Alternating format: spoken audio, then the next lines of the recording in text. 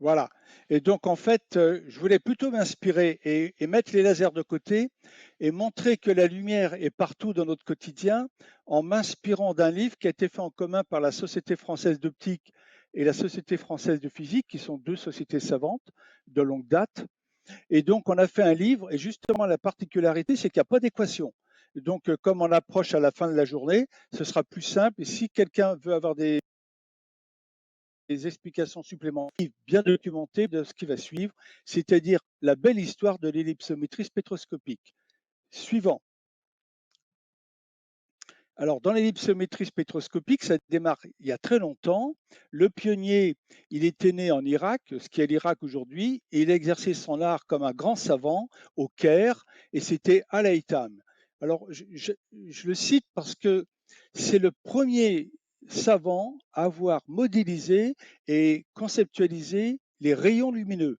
Il avait observé et compris comment ça fonctionne, la vision, l'un de nos cinq sens. Et donc, il y a un soleil qui est la source de lumière, qui éclaire des objets, des êtres animés.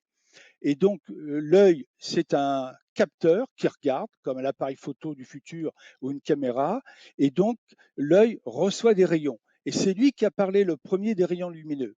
Et il faut attendre environ 10 siècles pour que le français René Descartes et le hollandais Snell se disputent la paternité des lois classiques de l'optique, notamment la réfraction, c'est-à-dire comme un faisceau lumineux rentre dans de l'eau et donc les angles d'incidence et de réfraction sont pas les mêmes.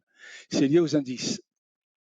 Un peu plus tard, donc début du XXe siècle ou fin du XIXe, Paul Drude, qui est un spécialiste de la physique du solide, qui s'intéresse aux relations entre la lumière et la conductivité des matériaux, introduit pour la première fois le terme d'ellipsométrie, c'est-à-dire la variation de la polarisation, de l'ellipse de polarisation sur un matériau.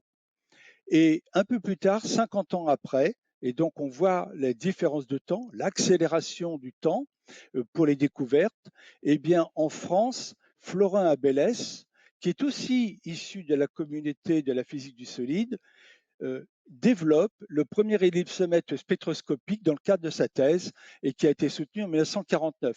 Un peu plus tard, je le cite parce que j'ai une grande affection et admiration pour lui, il a dirigé le laboratoire d'optique des solides de l'UPMC et donc à Paris. Et il a contribué à former de nombreux opticiens.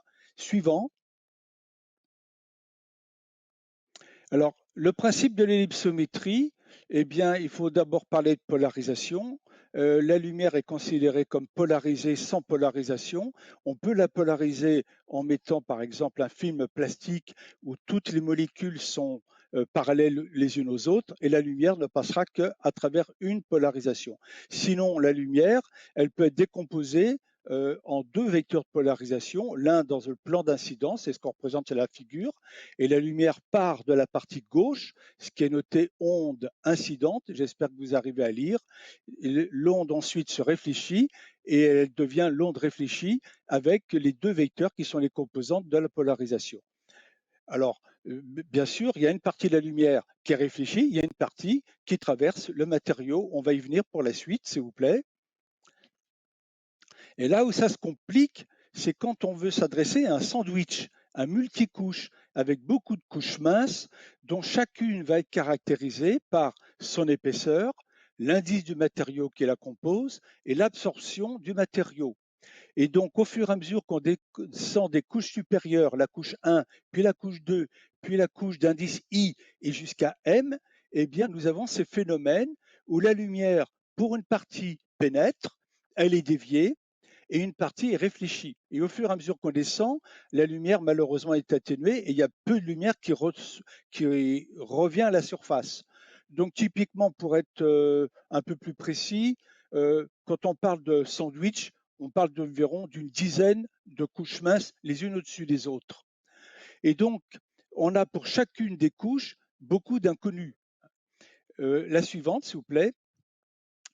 Et donc, ce qu'on imagine, c'est que ce sont des problèmes très complexes avec beaucoup d'inconnus et donc beaucoup d'équations aussi. Et donc, les premiers ellipsomètres, et je fais honneur au professeur Abélès, et donc il a ouvert la voie, mais lui, il lui fallait une semaine pour faire un point de mesure. Alors que grâce à l'apparition des PC, eh bien, au Bell Labs, aux États-Unis, l'américain le plus fameux dans le domaine, c'est David Aspness, et l'un de ses collaborateurs, qui avait le mérite d'être français, Jean-Baptiste Téten, ont développé des instruments qui, grâce aux capacités des calculateurs, d'abord des stations de travail et ensuite des PC, l'utilisation de ces ellipsomètres spectroscopiques, donc à longueur d'onde variable, d'où le terme de spectroscopique, de les rendre plus rapides et surtout de permettre de faire l'inversion des matrices, des calculs qui étaient sophistiqués certes, mais surtout qui étaient très lourds. Et donc, quelques années plus tard, notre ami Téten, il rentre en France et ils fondent une équipe de chercheurs très dynamique. Alors j'ai cité exprès parce que j'aime bien les petites histoires quand même, et les hommes, parce que les hommes sont les moteurs des histoires. Marco Hermann, il est le directeur scientifique de Thales aujourd'hui. Pierre Boer, il est le directeur scientifique d'une start-up importante du côté de l'université de Caen. Et puis Philippe Houdy, non Pierre Houdy, pardon, il est professeur d'université. Alors ces gaillards à l'époque étaient beaucoup plus jeunes qu'aujourd'hui, hein, on parle des débuts des années 70 et jusqu'à la frontière avant 1980. Et donc au sein du laboratoire Le LEP, qui était le laboratoire d'électronique de la société Philips, Philips fabriquait encore des composants électroniques à l'époque. Eh bien Philips, pour étudier les couches minces sur silicium dont ils avaient besoin, ont développé une série de prototypes, plusieurs, jusqu'à ce qu'on appelle au niveau de la maturité industrielle un TRL de 3, de façon à aider le reste des laboratoires de Philips à faire les puces électroniques dont ils rêvaient. Alors, si on fait un point pour s'arrêter dans l'histoire, dans l'évolution, en 1980, quand j'ai commencé à m'intéresser avec mes collaborateurs au sujet, il y avait une douzaine de prototypes dans des différents laboratoires académiques en France. Donc, c'était plus le moment de l'invention, c'était le moment de l'adoption de la technologie et des concepts dans le domaine des laboratoires académiques. Et donc, c'est à ce moment-là où le CNET nous a appelés et nous a demandé si on était volontaire pour commencer une aventure commerciale avec eux, ce qu'on a fait. Suivant, s'il vous plaît. Et donc, à quoi ressemble un ellipsomètre spectroscopique? Alors là, j'attire votre attention, ça commence sur la droite, c'est-à-dire le bras polariseur. Je n'ai pas de laser pointer, mais vous voyez bien le bras polariseur qui comprend d'abord une lampe xénon, 75 watts. C'est beaucoup, hein, c'est plus qu'un phare de voiture. Et donc, ce bras polariseur comprend une lampe. Ensuite, il y a une fibre optique qui est cachée, qui permet de brasser et de moyenner les défauts de la lampe, c'est-à-dire tout ce qui pourrait concerner la biréfringence résiduelle, parce que la lampe xénon, elle chauffe. Et bien cette fibre ensuite, elle se dirige vers un polariseur, puisque la polarisation, on veut la maîtriser, et donc on va faire tourner volontairement, nous, une polarisation circulaire, mais avec un seul vecteur. Et puis ensuite, cette lumière se réfléchit sur un échantillon, il est pris en compte à nouveau, la lumière est prise en compte par une fibre optique, qui va emmener cette lumière vers le bras analyseur. Et ensuite, ce qui n'est pas représenté sur cette figure, une fibre optique qui va conduire cette lumière vers un monochromateur. Et on va faire des mesures versus longueur d'onde. Et donc, on va, suivant, s'il vous plaît, on va pouvoir résoudre un certain nombre de problèmes, puisqu'il y a un truc, l'astuce, c'est que à chaque longueur d'onde, l'indice de chaque matériau qui constitue le sandwich, les multicouches, varie. Et donc, on va avoir plus, in fine, on va avoir plus d'équations que d'inconnus. Et donc, on peut résoudre le problème. Et c'est là où la lumière jaillit, si je puis dire, sans faire de mauvais jeu de mots. Et donc, ces instruments fonctionnent bien et permettent de résoudre toutes les inconnues, c'est-à-dire, je répète, l'épaisseur, l'indice et l'absorption de chacune des couches minces qui constituent le sandwich. Alors, j'ai sélectionné, pour commencer, trois applications académiques. La première, c'est l'élaboration et la caractérisation des couches minces des miroirs de l'interféromètre de Michelson de l'expérience LIGO. Et donc, ces couches minces ont permis de faire fonctionner au mieux l'interféromètre sur lequel on s'était cassé les dents pendant plusieurs années parce que les miroirs n'étaient pas assez bons. Un bon miroir, c'est un miroir qui n'absorbe pas et qui ne diffuse pas la lumière. Parce que dans l'interféromètre de Michelson des détecteurs de LIGO ou de Virgo en Europe, il y a un grand nombre de passages. Et donc, nous avons fourni au CENOM, c'est le Center of Non-Linear Optical Material, c'est le laboratoire de Bob Bayer à Stanford, plusieurs instruments qui ont servi à caractériser ces couches minces optiques dans le domaine visible pour le laboratoire Caltech qui est à l'origine du montage de la manip LIGO aux États-Unis. Un deuxième prix Nobel qui a utilisé aussi des ellipsomètres spectroscopiques, c'est Muller pour son prix Nobel sur l'IBAQO, c'est-à-dire les supraconducteurs à des températures pas tout à fait la température ordinaire, mais à l'azote liquide et non plus à des températures trop basses. Il était dans l'équipe de Rossel chez IBM Zurich. Le troisième, ce qui est une belle histoire, c'est l'histoire des LED bleus. Nakamura, qui était ni docteur en physique, ni professeur d'université, qui était un ingénieur dans une entreprise qui était plutôt une grosse PME, Nishia, s'est entêté dans une impasse, ce que les chercheurs du monde académique considéraient comme une impasse, et qu'on n'arriverait jamais à faire des diodes bleues avec du nitrure d'indium gallium. Et donc, lui, de toute façon, les voies que le monde académique poursuit, je suis incapable de le faire dans ma pauvre petite PME. Donc, moi, je vais m'obstiner dans mon impasse, même si au bout de l'impasse, il y a un mur. Et je vais tenter de gravir le mur. Et il y est arrivé avec des astuces, et notamment en forçant la maille des matériaux avec lesquels il voulait travailler. Et c'est comme ça qu'il a réussi à faire le premier au monde, les LED dont on sert aujourd'hui.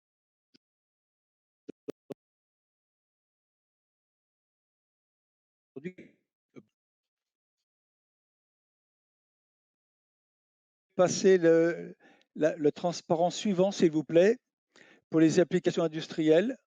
Ah, merci. Et donc, je change de rubrique. Je m'intéresse moins aux applications académiques qui continuent, bien sûr, de leur côté. Et je voulais simplement mentionner les puces électroniques qui sont fabriquées avec des couches minces, parce que quand on pense à la loi de Moore, on dit, avec les mains, j'espère que vous me voyez, sur une plaquette de silicium, on met de plus en plus de composants. Ce qu'on oublie de faire avec les mains, c'est que les épaisseurs des couches minces qui permettent de faire des CPU, des unités centrales de calculateurs, elles sont plus minces aussi.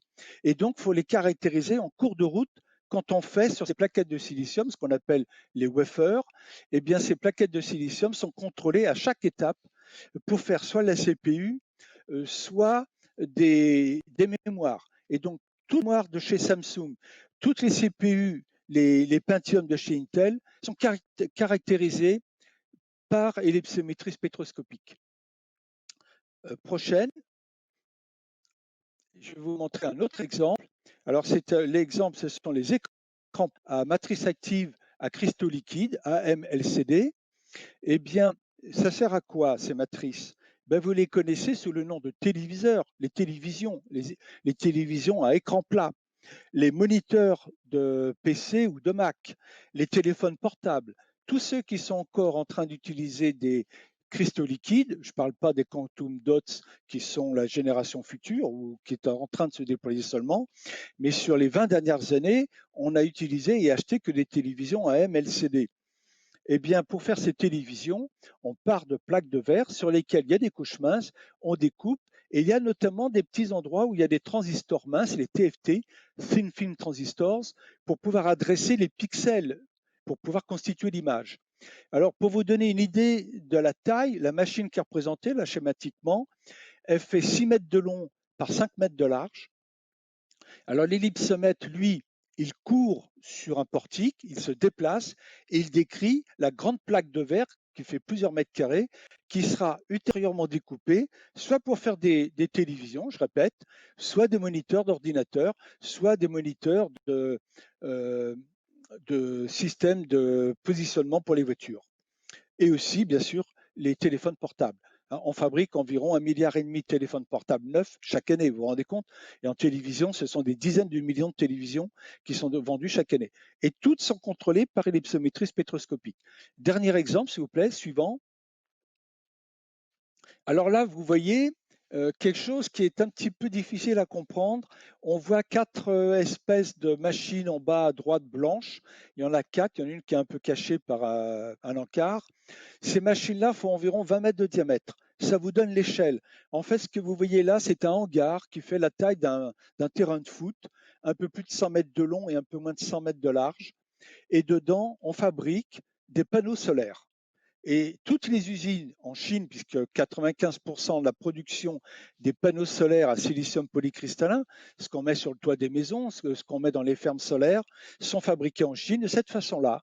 Sauf qu'aujourd'hui, les usines sont encore plus grandes. Ça, c'est une usine qui était, je dirais, représentative de ce qu'on faisait vers 2010 en Chine. Eh bien, chacun des panneaux de photovoltaïque, c'est ce qu'on voit comme partie jaune, qui est colorée en jaune. Ce sont des éléments qui font environ un peu moins de 2 mètres de long sur 1,40 m de large. C'est l'élément de panneau solaire qui peut être transportable et qu'on peut déposer avec simplement les bras de 2 ouvriers sur le toit d'une maison. C'est ça qui crée le standard. C'est pas plus compliqué que ça.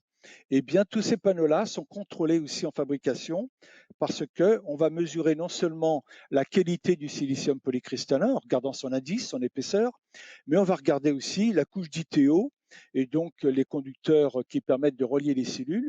Et puis pour finir, la couche d'anti-reflet pour améliorer l'efficacité et le rendement des panneaux solaires, la couche de nitrure de silicium.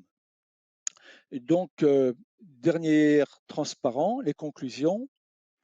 Et donc, en conclusion, je reviens sur ce que je disais sur l'analyse des temps.